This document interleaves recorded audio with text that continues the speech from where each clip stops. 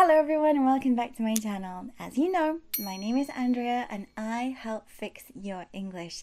Today is a very exciting lesson for me because I'm going to be teaching you about Christmas vocabulary.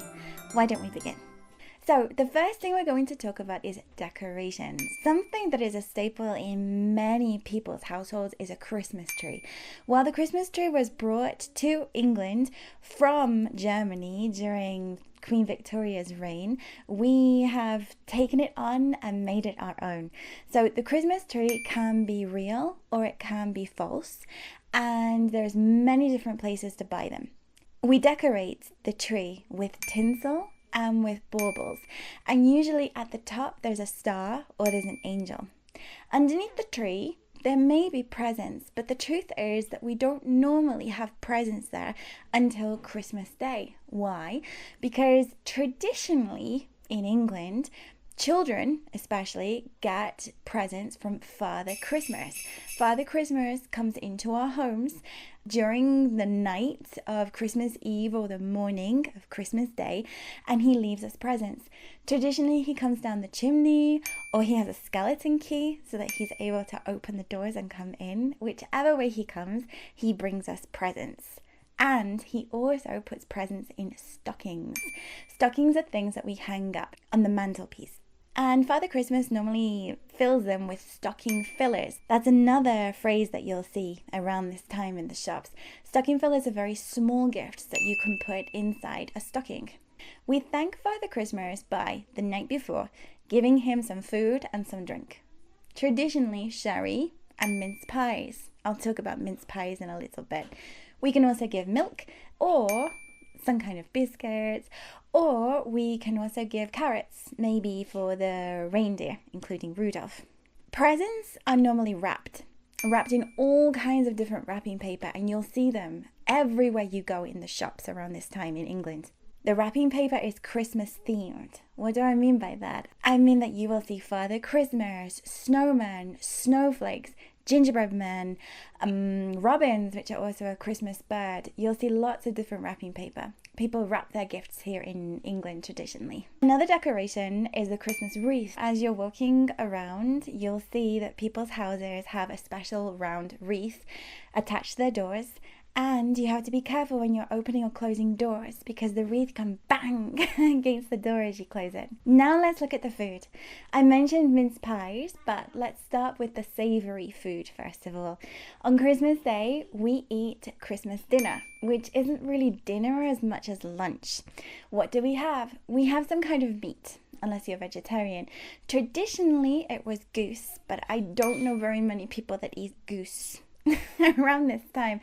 Most people eat turkey, beef, sometimes pork. It just depends on the family. I've also heard of a lot of extravagant food that people can eat around this time. Then we have vegetables. Roast potatoes are the most important part of a Christmas dinner. And we also have Brussels sprouts, parsnips sometimes, carrots, Yorkshire puddings, which are amazing. And we drown everything in gravy. We also have stuffing, which you'll have as well, maybe for a Sunday dinner. Sometimes people have pigs in blankets, which are little sausages that are wrapped in bacon. Desserts, mince pies. Now we have minced meat. You will see minced meat in shops, but there's savory and there's sweet. The normal minced meat that you will see is beef, chicken, pork, but the minced meat in mince pies are fruit. It's dried fruit and they're put in pastry and they're delicious. Some people put ice cream, some people put cream. They're delicious.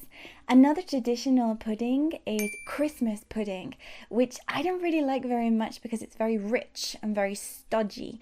But it is traditional and sometimes people put something inside the pudding. Normally a coin, and the person that finds that coin obviously has good luck because they find the coin and also they're richer. Now let's look at Christmas cards. Christmas cards are again a very important part of British culture.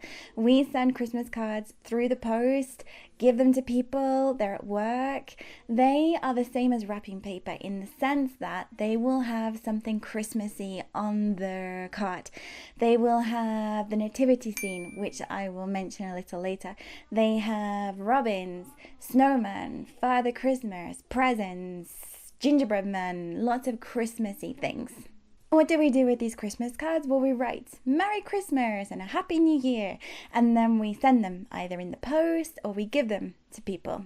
Our friends, family, people at work. You will get lots of Christmas cards and have the chance to give many Christmas cards if you're in England around this time. Let's look at some other Christmas traditions. The first is the Christmas cracker. This has two ends, and each person, because you have to play it with someone else, has to hold, and then both of you pull at the same time. The person that ends up with the larger part is the one that wins the cracker, and inside there is normally a Christmas hat that's made of paper, some kind of joke, there's also a little present, and that's basically it. It depends on the cracker. The reason why it's called a cracker is as you pull it, there's something inside, like a piece of cardboard that snaps and gives a big crack sound. There's also an advent calendar that some people use. An advent calendar is something that has many different little doors on it. Each day represents a door. You open the door and you get a little present. There's more expensive ones that you can get these days. In my time, it used to be just for children and there would be little chocolates. But now you can get beauty products, makeup, many different things. Now let's talk about the nativity scene. Obviously, Christmas means Christ Mass. Christ is Jesus Christ. So, the nativity scene shows our Lord being born. We have the Virgin Mary, we have St. Joseph, we have the sheep and the oxen, and they are all in the manger.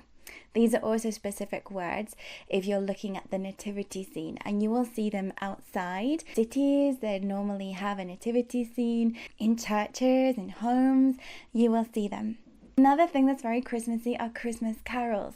Christmas carols can be secular, but generally they are Christian, and they sing a lot about the story of our Lord being born. Something that is very, very specifically British is that we have Boxing Day. Boxing Day is the day after Christmas Day, and traditionally it was when the servants who had been working very hard in their mansions of the people that they were working for had the day off, and the people that were in charge would give them a little gift in a box. I'm not sure how true that is, but it's said to be the tradition of Boxing Day. I used to think it was because on the television there used to be like a boxing match, and it's true, there's lots of sports on Boxing Day. There's also Boxing Day sales where people buy things at reduced prices, but we all have Boxing Day off. It's a public holiday. And one last phrase is a secret Santa. At work, maybe all the employees want to share Christmas together, and so they decide to buy a Christmas present and give it to someone. But so that no one is left out, everyone has a chance to give and receive a Christmas present, and it's completely secret, incognito. So you get the name secretly and you give it to someone, and they don't know who's given the presents. That's something you'll see at work and sometimes in families. So, Merry Christmas! If you have stayed until the end, I have a little quiz for you. What are pigs in blankets? Well done! You learned a lot about Christmas today. Remember to like and subscribe if you want to learn more English, and I will see you again soon. Bye!